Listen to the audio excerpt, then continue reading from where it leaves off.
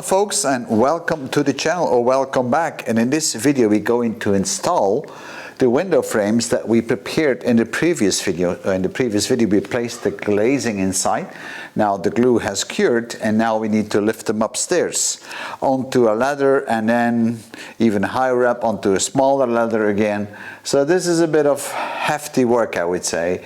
They're not that heavy, they're about 66 pounds or 30 kilograms, but that's still enough to go on a very simple ladder with it. And if you work on your own, you always have to be careful not to drop things. You'll see me upstairs in a few seconds on how I'm going to lock down these wings into the frame. And that's not always that easy when you work on your own, but I'm going to use kind of a support structure for that with some wood, and then it's going to be easier to line up the hinges. So let me take this with me.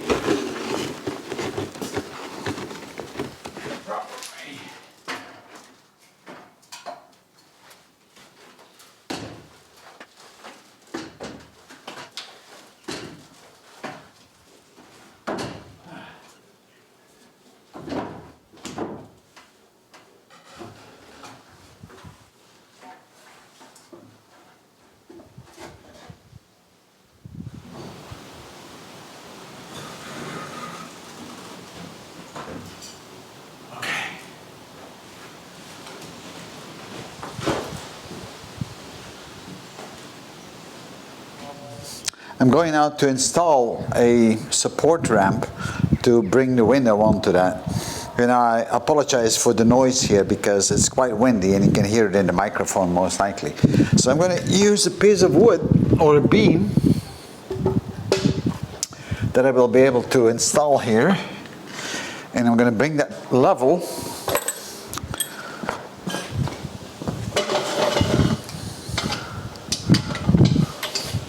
I think this is about level, and then I can place the window on top of that.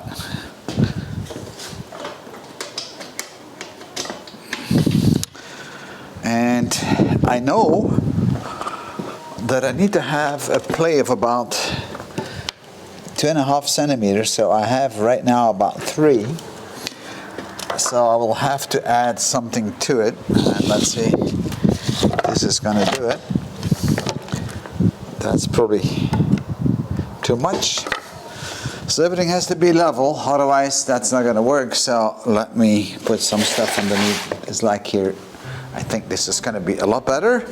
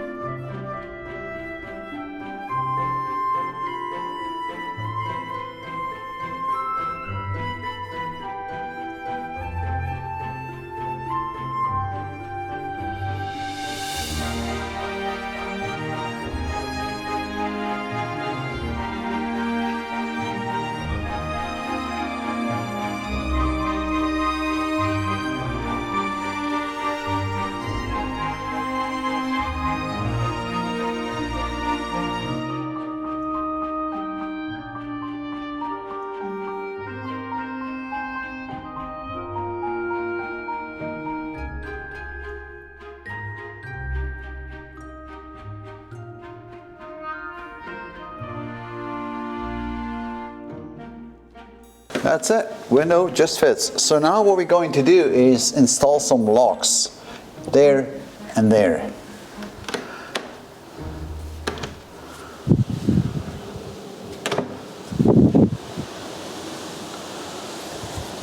All right. So that was a little bit of fiddling, but at the end we got it in, and that's typically how it goes with these window frames if you work on your own. You have to jiggle with it, use some spacers until you have everything right in place. That's good. So now we're going to install a lock-in mechanism right here.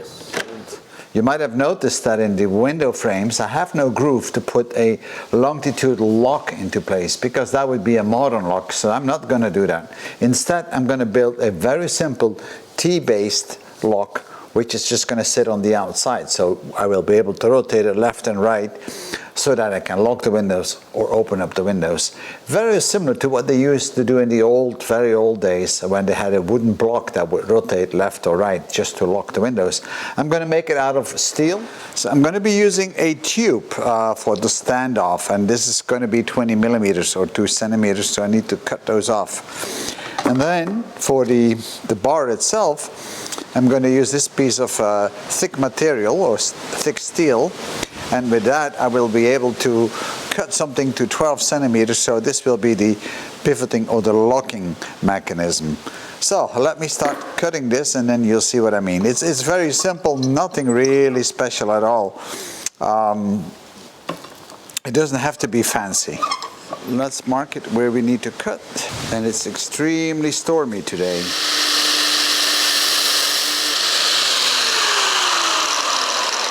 All right, so we cut this into 2 pieces of 12 centimeters.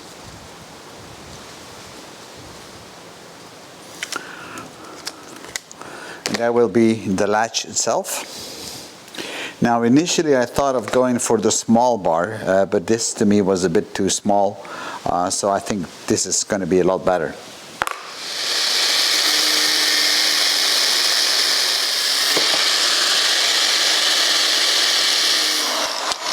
So now I'm going to clean up the edges a bit, so it's nice and smooth.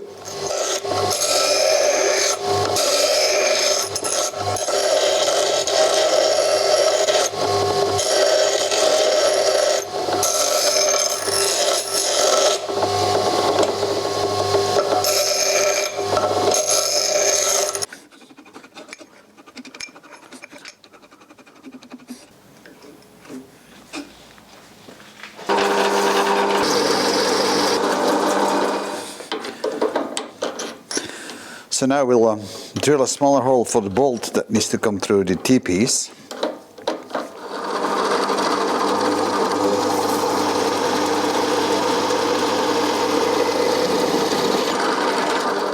So these are my locks. So I have 2 parts of it. So this little part goes inside, like so, and then that will be mounted upside down onto the wooden structure, and the bolt will go through.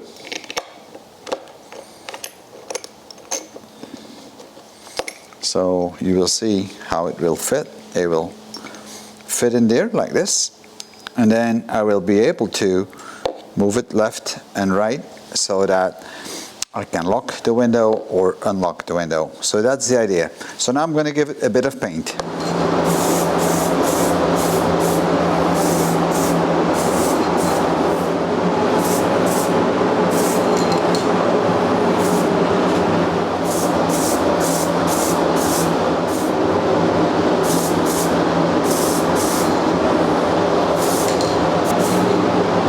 So I'm going to install the first latch, and I need to drill a hole before I can put the bolt in, because it's a thick bolt, so I'm going to pre-drill it with a very small or smaller bit, smaller than the actual bolt itself, because otherwise you're going to crack the yoke. Now I already had it drilled beforehand and I didn't have my camera on, unfortunately, so now I should be able to turn that in very smoothly. Alright, so let me turn it in and see how easy that goes before we really connect everything up together.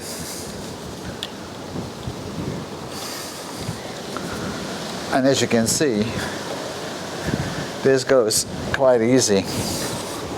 Now it has to be strong, but this way you prevent the oak from splitting, or whatever wood you're using from splitting if you pre-drill. So let us now install the complete latch.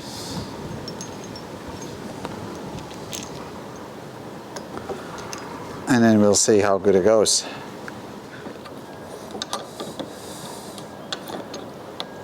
So what I may do later is install a small spring underneath the head of the bolt, so this can actually pivot a little bit.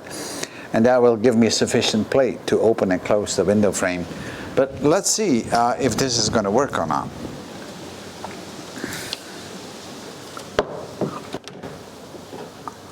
there we go. Now what I can see is that I have a bit too much play, so I need to get it a bit deeper. So let's do that, and I will remove that washer that I placed underneath. Washer is removed, and now I can reinsert it. If you do it with a spring, you don't need to play with the washers. You know what they say about people dropping things, right?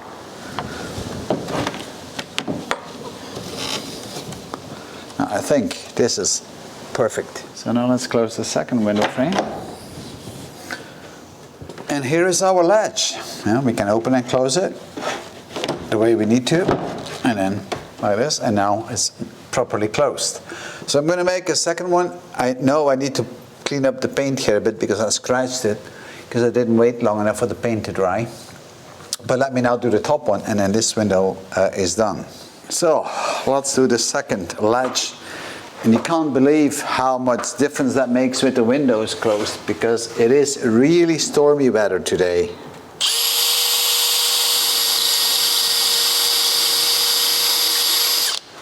I think these latches are fitting quite nice in this environment.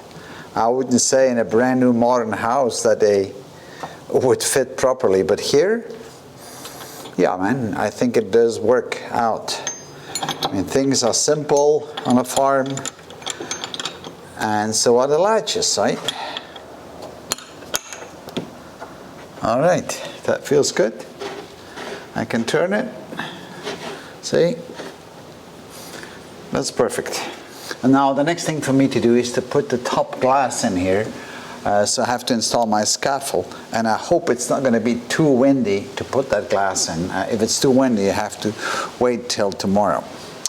But all right, you can already see on how this is going to look like. Well, it rains and rains. It doesn't look like it's going to stop. It's pretty gray and it's quite windy as well. But we still have to continue with the glazing on the daylights on top of the window frames, because I need to close those. So folks, this is the end result. There's still a little bit of work to be done, getting rid of little pieces of paint here and there, paint the hinges black, but that's all minor work. And do you see the window which we just finished up? And I think this is looking quite all right. And the question is always, is it worthwhile to build your own window frames? Well, in my specific case, it is, because my sizes are not the standard sizes that you find in the industry today.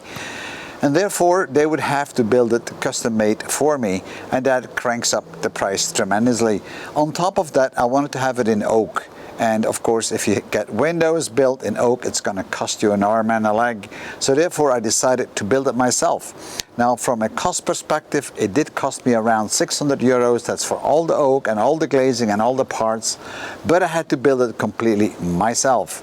So I spent like 10 days on it, building the window frames and the glazing and putting it all in. That's a lot of time. So if you're willing to spend that much time on building your own window frames versus spending a lot of money, then that's up to you. I can honestly say that I made something like 7,400 euros in 10 days. And I don't think that's too bad. So it seems like I'm just done in time, because it started to rain like hell. I finished both windows and also the daylights all the way on the top. And now I can actually continue with finishing off these walls here. So I'm going to put up some plasterboard and some reinforcement, so I have a nice frame around the windows. I'm going to do it all around and on the top. And on the bottom, we're going to install some cellular concrete, because that's where the radiators will go. But that's for the next video, guys. So folks, we're nearing the end of this video. I know this was a short one, but I just wanted to show you what the end result looks like. And I think this is looking quite nice, to be very honest. Hope that you enjoyed it as much as I did, and I'll see you in my next video. Bye bye.